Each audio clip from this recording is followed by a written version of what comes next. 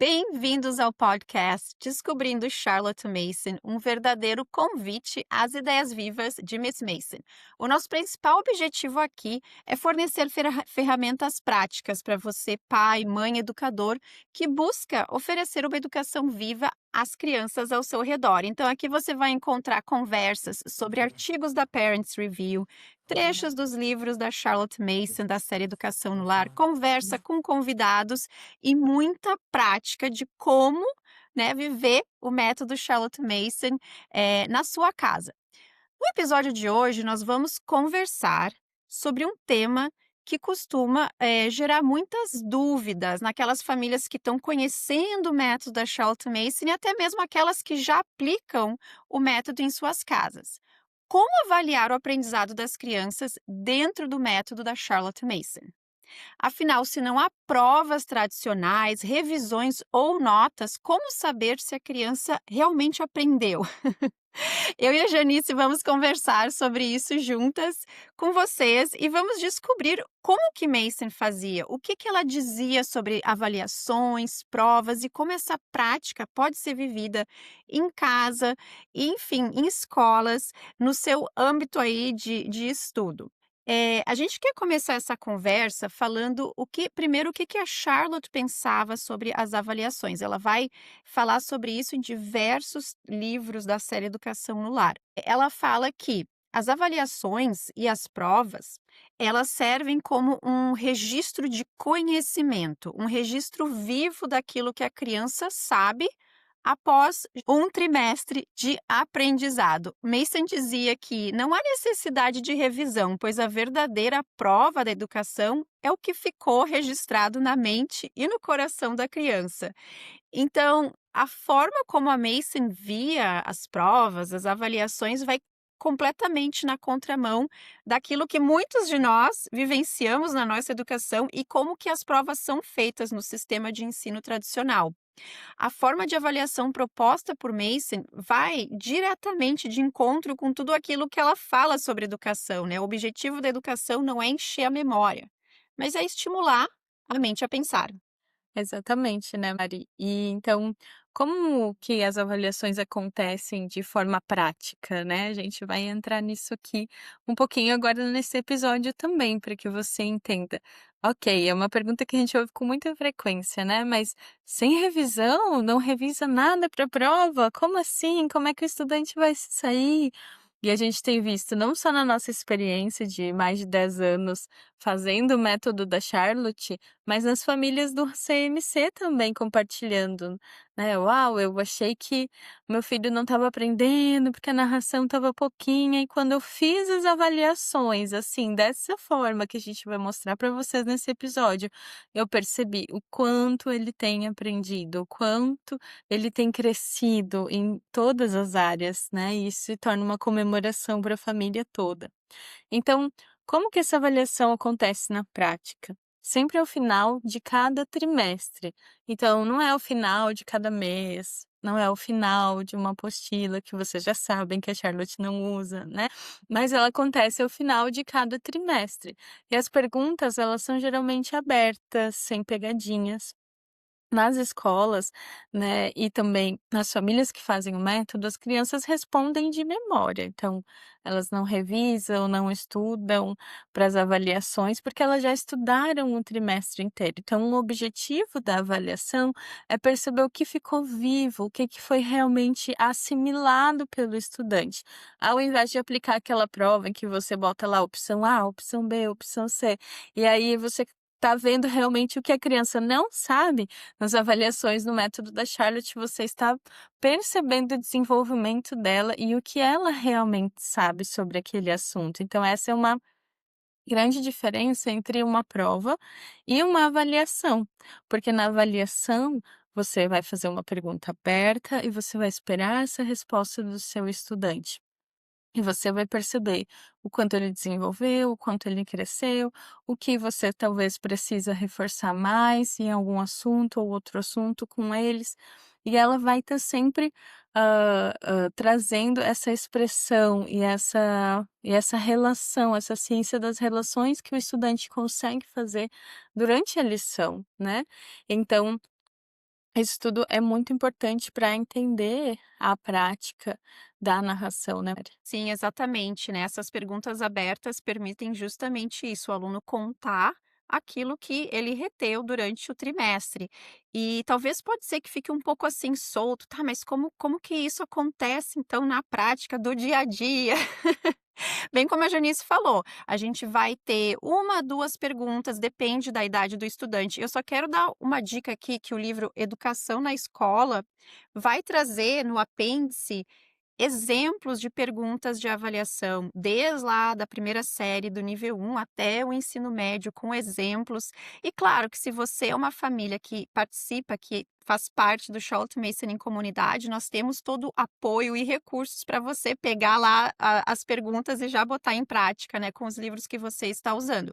Então, são perguntas feitas de cada livro e disciplina estudada pelo estudante. As crianças menores, né, do nível 1, que estão começando, geralmente dão respostas orais, e aí vai depender do pai. Muitas mães gostam de gravar, outras conseguem escrever rapidamente o que os filhos estão falando. E eu tenho gravações do meu filho, que hoje tem 15 anos, da vozinha dele de quando ele tinha 6 anos, e é uma memória que fica, mas é um registro também. Então, ter esse registro é importante para a gente ver o progresso do estudante, o quanto ele cresceu e, como a Janice falou, onde que nós temos que trazer um reforço, revisitar algum conteúdo que precisa ser feito. E também quando a gente fala perguntas abertas, né, o que que seria uma pergunta aberta de narração? As perguntas no mesmo formato em que você faz elas. Então, se você já assistiu algum dos nossos episódios sobre narração, Ato de Saber, o episódio mais recente que a gente falou sobre narração também, você vai perceber que com a narração você sempre faz uma pergunta aberta que incentive o estudante a pensar. Então, pode ser: conte-me o que você lembre sobre a vida de Moisés, ou o que essa história te ensinou sobre coragem, ou conte-me sobre a vida de Dom Pedro, ou sobre a viagem dele para a África. Então você vai trazer algo que não é tão específico, que é mais aberto, para que você escute do estudante o que ele realmente sabe. Então, o foco da avaliação é no desenvolvimento do pensamento, né, ele vai revelar o pensamento do estudante, não somente a repetição. E aí, como é que a gente faz de forma prática, né? Ok, entendi. Vou fazer no final do trimestre, as perguntas são abertas, são 2 a 3 perguntas por lição. Mas aí, como é que eu aplico essas perguntas durante a minha semana?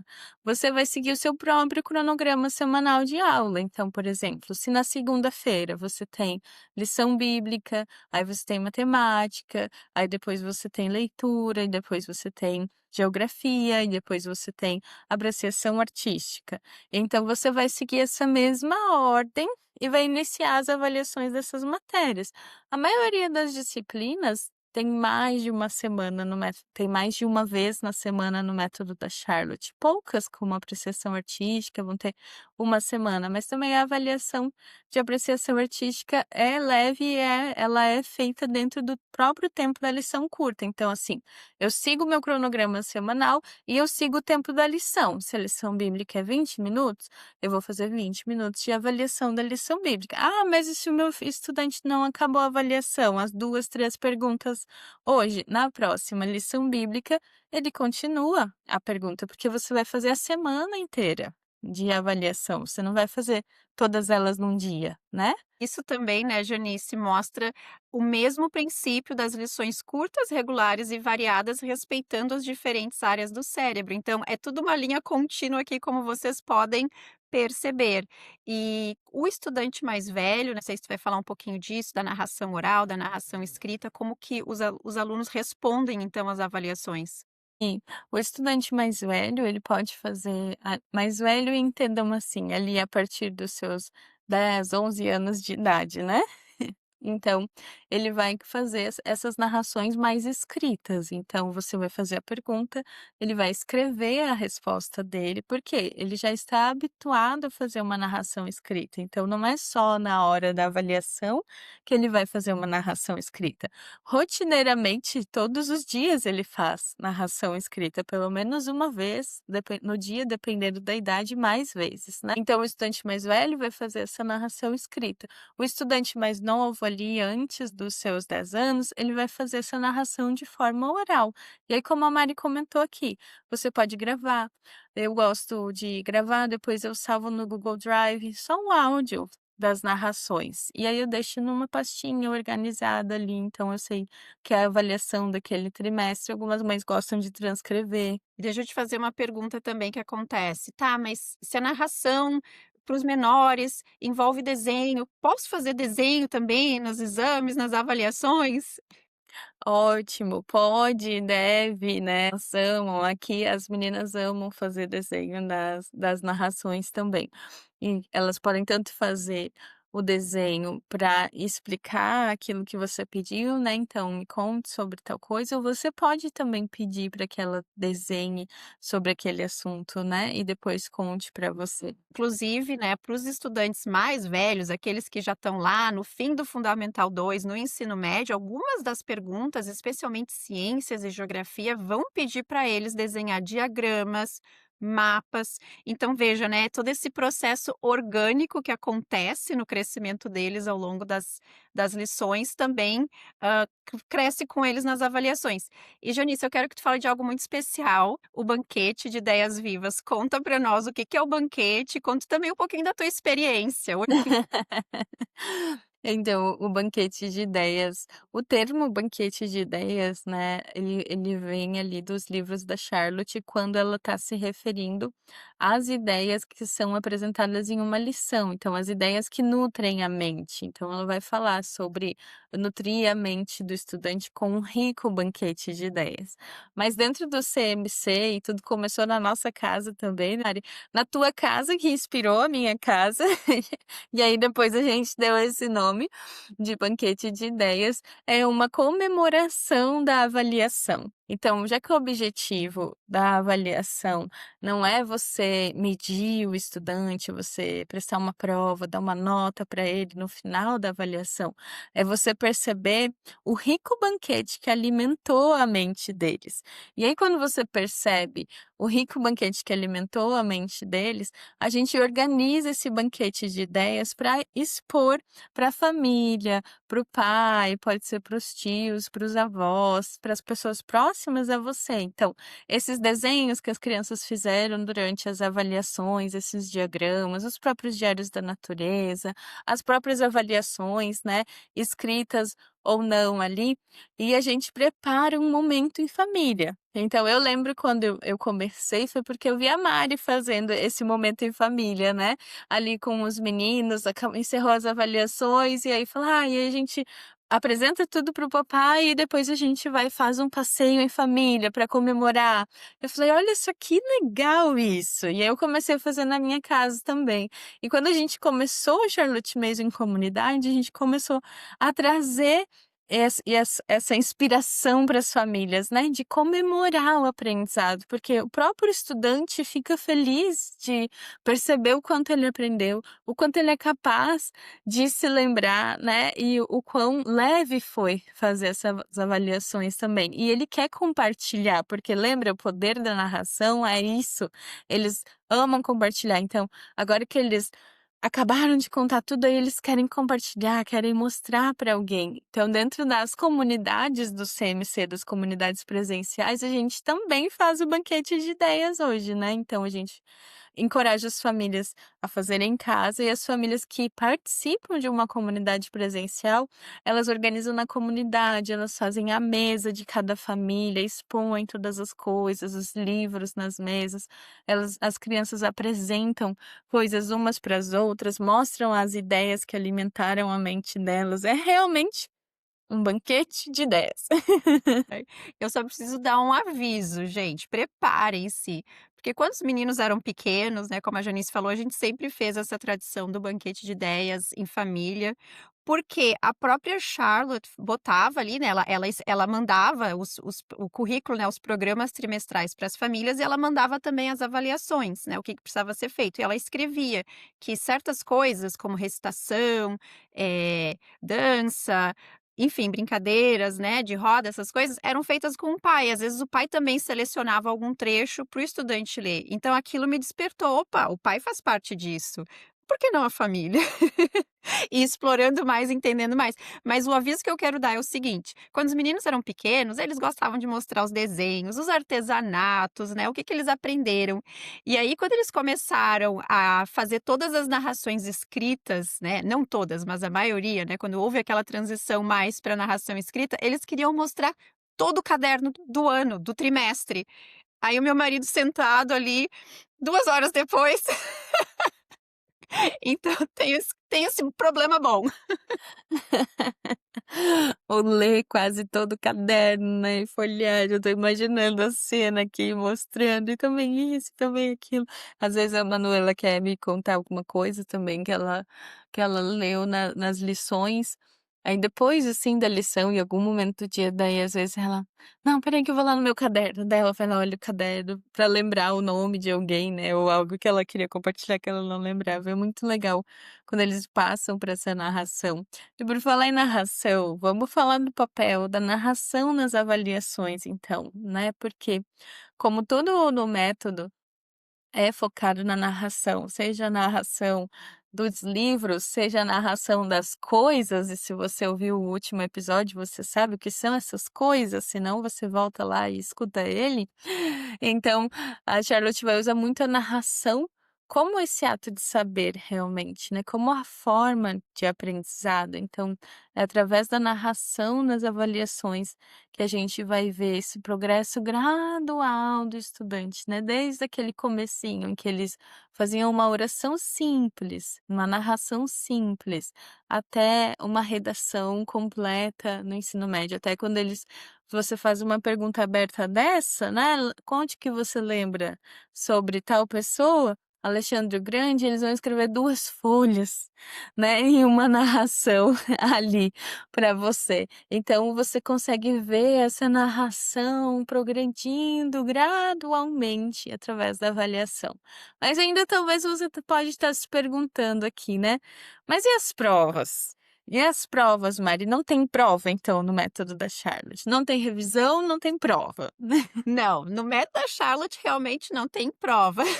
Mas e se as crianças, que é uma pergunta que a gente ouve com frequência, né, precisarem prestar provas? Porque a gente sabe, as crianças aqui no Brasil, pelo menos, vão ter que fazer o Enseja, vão ter que fazer o Enem. Aí nos Estados Unidos você também precisa prestar provas estaduais, né, que comprovem que vocês estão estudando realmente as lições em casa. E como é que os meninos se saem nessas provas que você presta periodicamente? Eles conseguem fazer ou eles travam porque eles só sabem narrar, e aí chega diante de uma prova eles não conseguem, por quê?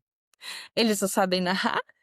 É, né, porque a gente não ensinou eles a preencher lacuna e escolher falso e verdadeiro. Não, gente, piadas à parte, com todo respeito, sim, vão ter momentos na vida de qualquer pessoa e provavelmente ela vai ter que fazer algum tipo de prova, algum tipo de exame. Por exemplo, para quem vai, tirar carteira de motorista, vai ter prova, para quem vai fazer um concurso público, vai ter prova, enfim, para quem vai ingressar em alguma coisa, alguma profissão, enfim, vão ter momentos sim que a gente vai fazer provas. E o que que a gente faz? A gente prepara o nosso aluno para isso. Isso faz parte da vida, desse crescimento, dessa formação de caráter que a gente está cultivando todo dia com as pequenas ações do nosso dia a dia, com os pequenos hábitos, com as ideias que a gente traz. Então, como a Janice falou, eu já passei por essa experiência de ter que fazer provas pré-determinadas, onde eu tinha pouca escolha aqui nos Estados Unidos. Pelo menos onde eu moro, eu tenho escolha do tipo de prova, mas são provas padrões que todas as crianças do ensino público, do ensino privado e do ensino domiciliar precisam fazer. Como elas se saíram extremamente bem, assim, acima da média da série deles. né. E eu não falo isso, assim, porque, nossa, eles são os melhores, não, gente, porque a narração, esses hábitos de estudos propostos pela Charlotte, de lições curtas, regulares e variadas e de uma ampla gama de conhecimento através de livros e coisas, realmente prepara os nossos alunos para encarar muita coisa nessa vida. Eu falo, essa educação está me treinando agora, já com uma certa idade, Eu acho que é mas muito assim, né, Mari? Se você sabe o que é verdade, você reconhece muito fácil o que é mentira. Então, se você vai fazer uma prova desse formato, que tem lá opção A, opção B, opção C, o estudante naturalmente reconhece, ele lê e sabe interpretar texto muito bem, porque ele lê muito e narra muito, então e ele lê e ele sabe: "Nossa, isso aqui não é, isso aqui não é, isso aqui não é, essa aqui é a certa", ou às vezes ele já vai direto na certa, né, acho que torna mais fácil para eles, porque eles realmente dominam o conteúdo, eles não estudaram só para passar naquela prova, eles realmente aprenderam, eles realmente adquiriram conhecimento. E esse conhecimento vai fazer diferença na hora em que eles tiverem que prestar uma prova, em que eles têm que marcar, em que eles têm que ter tempo, em que eles têm que fazer de determinada forma, porque eles realmente aprenderam, né, eles realmente obteram um conhecimento que é deles, então, eles sabem a verdade e reconhecer o que não é, que são as outras opções da prova, se torna muito mais fácil, né. inclusive, eles acham, prova de múltipla escolha, tipo, uma perda de tempo, porque falou: "Mas se só tem uma resposta certa, por que que vão botar outras 3 ou 4 erradas?". Mas é isso, gente, a gente conversa com eles de forma prática, né, a gente instrui eles: "Ó, essa prova é nesse formato, tu vai ter que escolher a resposta, leia o texto". A gente dá dicas da nossa vivência, né, aquelas provas, como a gente fala, pelo menos lá no Rio Grande do Sul, pega ratão, né, aquelas provas que estão ali para realmente te desestruturar. E a gente fala para eles que o mais importante não é o resultado, né, nessa idade que eles estão, vão ter momentos que eles vão ter que atingir um certo resultado para conseguir ingressar, para conseguir dar o próximo passo, isso é um fato, né. Mas como a Janice falou, são tão bem, estabelecidos em vários hábitos que acaba se tornando, algo que eles conseguem lidar sem muito problema. E fazer simulados, às vezes, dependendo da situação de prova que eles vão ter que fazer, simulados existem, então a gente conversa com eles, a gente equipa eles para esse momento, e esse treinar para a prova, né, é algo que pode ser feito e deve ser feito sem excluir a educação viva proposta por Mason, que tem como objetivo desenvolver o amor pelo conhecimento, então dá para casar as 2 muito bem. Exatamente, né, Mari. Então, não é porque uma vez na vida o seu filho vai ter que prestar uma prova, né, ou poucas vezes na vida ele vai ter que fazer uma prova, que você precisa fazer provas constantemente para ele estar habituado às provas, porque a gente não quer criar o hábito do estudante estudar para passar na prova, revisar para passar na prova. Você lembra de alguma coisa que você preencheu na sua prova de química, na sua prova de física? Na sua prova de geografia, pouquíssimas coisas, entende? Porque você estudou para passar, mas você passou de ano, né? De repente repetiu ali, a maioria eu acredito que não repetiu, você passou. E você lembra? Não lembra, porque você estudou para passar na prova. Então, não há um verdadeiro aprendizado quando você estuda para passar na prova. E é por isso que a Charlotte traz esse formato de avaliação, onde você realmente percebe não só o quanto o seu aluno sabe, mas o quanto ele se importa com o que ele sabe, que é muito mais importante do que a quantidade do conhecimento, né. Então as avaliações do método da Charlotte, elas nos lembram que educar não é acumular informações, mas é nutrir a mente com ideias vivas.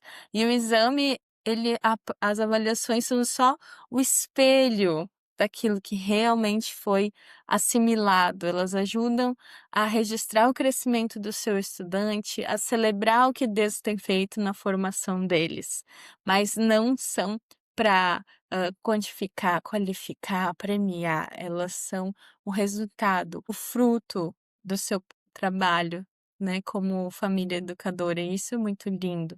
E é um deleite, nós vemos, assim, todas as famílias do CMC, quando chegam na semana de avaliação, elas ficam encantadas, porque é realmente um deleite você poder perceber e ouvir do seu próprio filho o quanto ele aprendeu, o quanto ele cresceu, o quanto ele sabe e ainda o quanto ele se importa, né, com aquilo que ele sabe. Isso é muito lindo. E eu acho que é isso, né, Nisso, essa mensagem final, que fica aqui o nosso encorajamento para você aplicar esse tipo de avaliação no seu homeschool. E para encerrar esse episódio de hoje, eu vou compartilhar um trechinho do In Memoriam, que é um tributo composto por homenagens escritas por amigos, alunos e colegas de Charlotte Mason logo após a sua morte em 1923, reunindo memórias pessoais, reflexões filosóficas e tributos afetuosos. In Memoriam revela a profundidade de seu legado por meio das vozes de quem a conheceu de perto. Mais que uma biografia, é um retrato vivo da mulher cuja vida foi de fato pelo bem das crianças. E o trechinho de hoje diz o seguinte: é difícil falarmos da senhorita Mason quando há tantas outras pessoas muito mais qualificadas para fazê-lo. Motivada pelo amor que tinha no coração, ela dedicou uma longa vida à melhoria e ao bem-estar de seus semelhantes. E nos últimos anos, sua influência, seus escritos e seus ensinamentos se espalharam por todo o mundo. Ela ocupará um lugar muito alto entre os educadores, desta ou de qualquer outra época.